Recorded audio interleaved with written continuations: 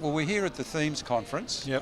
and Matt has been one of the keynote speakers, and the session that I went to was one of the best presentations I have ever seen. Oh, thank you. It got me involved, it moved me, it educated me, and it was entertaining. So what more can you ask for? Well, thanks a lot, Geoff. It was terrific, thank you. What we're here to talk about is peer support groups. Yep. Support groups generally, but preferably peer-led support groups. Yep. And I just really would like your ideas about how useful they are. Number one, what your experience has been. Number two, and three, how many of them do we actually need in Australia? Right, okay, so you might have to remind me of the answers, but... I don't know the answers. Or the questions, sorry. My questions. experiences, though, I've been involved with the Hearing Voices group as a co-facilitator for 5 years. It has required me to change the way I perceive and understand my own experience of voices, even though I don't hear voices anymore.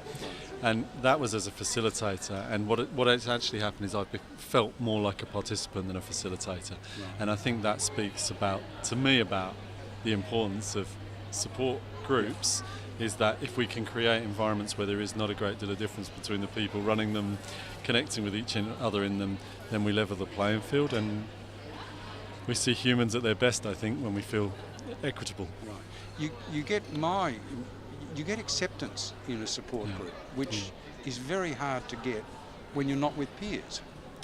Friends, family, they support, but they don't understand.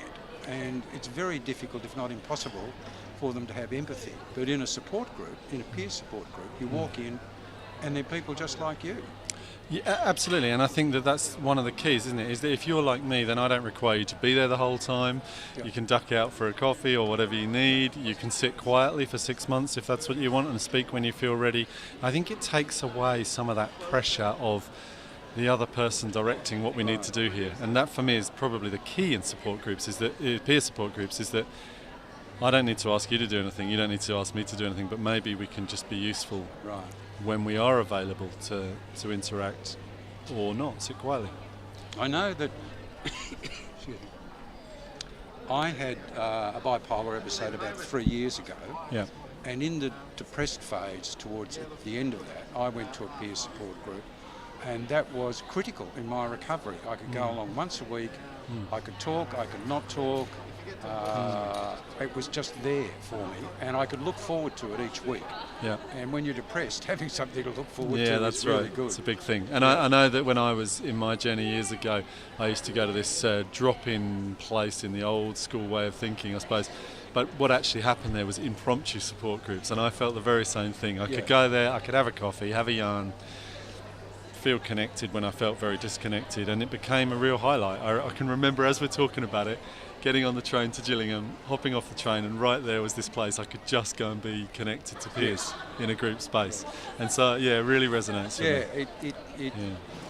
It provides some hope, I think. Yeah, I think it does. It provides hope. And I think that's one of the challenges to people outside of the peer group support movement and the ideas around peer groups, is that we think that we have to do something else, and there might be a need for other things as well. Yes. But it's hard when we think the other things are more powerful to recognise just how hopeful, just how accepting, how precious those shared spaces are. And when one of your other questions was, how many peer support groups do we need? How many do we need, do you reckon? How many have we got?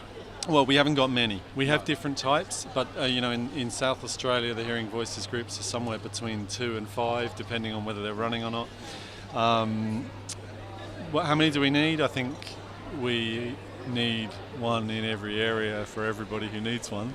So that's a lot. And the different types. This isn't about Hearing Voices support groups or substance misuse sort of smart recovery type groups. This is about whatever group works. And I know we've talked a bit about how workplaces might understand peer support and peer groups. And I was recently doing some work in the Department of Human Services about how the teams can move away from this idea that people who are experiencing stress and vicarious trauma in the workplace have to go and see a counsellor or have to be managed by their manager. Right. And actually what we can do is we can come together when we need to as a group and support each other, and that's what peer support is. And I think this will really get rid of stigma. Yeah. It's got to be managed carefully. Yeah. And it probably has to be introduced slowly. But if it can become something that's part of work life, then that covers a large proportion of the population.